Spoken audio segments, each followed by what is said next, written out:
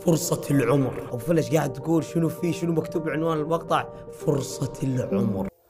السلام عليكم ورحمة الله وبركاته. هردفتوتا channel جبريل رضوان official إن أكمل نجيك أبدني في ياخي سني النجان كبا سجنتا توب programming kan torbanitti isiniif dabruun walitti deebinee jirra. Top programming keenya kanarraa sagantaa addaati, sagantaa bareedduudha. Hanqa dhuma qophii tanaatti na jalaan hafinaa viidiyoo tana guutuu fixadhaan isiniin jaa. Akkasuma gaa warreen channel kiyya kanaaf haaraa taatan subscribe, like, share godhuun dagatinaa. Hanqa qophiin teenya dhumtutti na jalaan hafinaa na wajjin tura.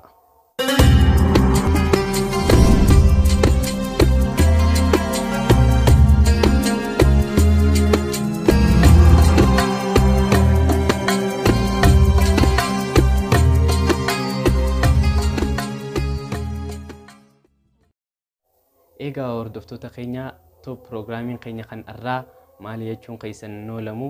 Top programming keenya kan irraa gaa nama dandeettii addaa qabu takkaan isiniif dhufee jira. Namni kun gaa nama akkamii jechuun keessan noolamu. Namni kun nama addaati. Namni kun gaa mucaa umrii 23 nama addaa, nama dandeettii addaa qabu, nama nutilleen itti laallachuu qabnu nama kanaati jechuudha.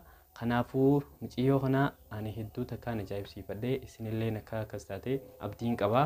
Kanaafuu mee mucaan kun maal dalagee, maali nama akkamii, maali jennee hanqa dhumaatti waliin ilaalla. Eegas immoo viidiyoo isaatiin isin garsiisa. Na wajji ilaaltaniin isiniin jaa na jalaan hafina. Akkasuma gaa mucaan kun dura irratti maqaan isaa Hassan Suleymaan yookaan maqaan yuutuuba isaa Abuu Fallaa jedhama. Anilleen hedduu takkaan hordofuu ture. Nama addaati, nama dandeettii addaa qabu. Mucaan kun maal dalagee beekamee amma bakka hundarrattuu waa'ee isaati gaa kan haasa'amaa jiru, keessattuu biyya Arabaa keessatti waa'ee isaati kan haasa'amaa jiru. Akkasuma nutilleen anilleen waan inni qabadhee dhufeef odeeffannoon takka takka tan mucaan kuni Oromoodha jettu ni jirti. Egaa Oromoo ta'ee eega keenya ta'ee nama addaati, nama fakkeenya irraa fudhachuu qabnu. Oromoon lakkaa nama akkanaa ni qabdii jennee nama fakkeenya irraa fudhachuu qabnuun ja'a. Akkasuma itti ilaallannee waan adda addaa nutis akka isaa jabaannee hojjechuu qabnaan ja'a. Akkasuma maali mucaan kun maal dalagee kan jettan yoo taate viidiyoo isaa isiniin garsiisa. Torban lamaan dabre keessatti waan addaa, waan namni takkaan hin dalagin dalageeti jira.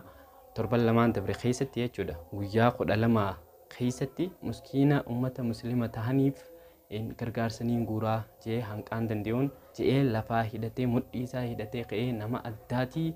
Eegee lafaa hidhatee ka'ee boodatti dalagaa waan jeesan itti seenee hojjetee riikardii addaa addunyaa irra galmeessee kan jirudha. يوتيوب ليف سينيتي ويا خد لما خيستي دولار مليون قدن ولك أبيتين أمة مسكينة أمة سوريا الرابقة. المشروع السابق راح نساعد فقط 5715 عائلة، بل 100,000 عائلة. مو فقط مثل المشروع السابق راح نساعد فقط 17,000 إنسان، بل فوق 300,000 إنسان. مو فقط مثل المشروع السابق راح نجمع فقط مبلغ $1,000,000 عشان نساعد أخواننا وأشقائنا اللاجئين، بل مبلغ 10 مليون دولار تذهب لأخواننا اللي قاعد يعانون واللي يحتاجون يا جماعة في هذا الفصل. يا الله. أمة مسكيناتي فين ولك أباجي لفاقيتي ياخد لما خيستي هنكيني بربادو أول ليف سيني جودا دي هنكيني مليون قدن دولار مليون قدن كرور فتي دولار مليون قدتك أول ولك أبو دندجرا ليفرا. يا الله. دولار مليون قدتك جويا قدر ما زاد بلما في جهاتم كيستي دولار مليون قدتك أول ولك أبو دان نموت مسكينة كمسلمته ماتي قوم دبتك أول. يا الله.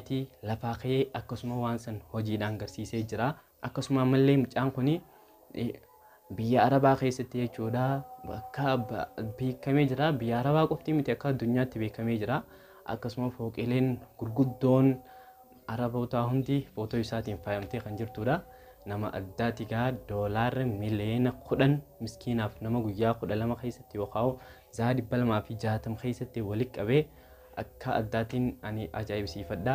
Takkatanii sin raadisee mucaan kuni YouTube nisa subscriber nama miliyoona 23 ol qaba.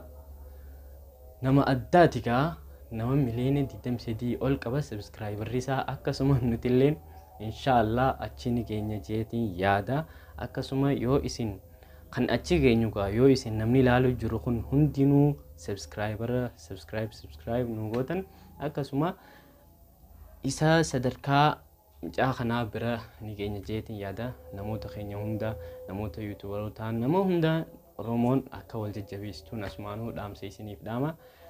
Top programming keenya kaa waan haaree waan torban keessatti hojjetame waan torban lama dura hojjetame waan haaree waan top jaan jechuudha kan isinii qabatee yeroo hunda dhiyaatu.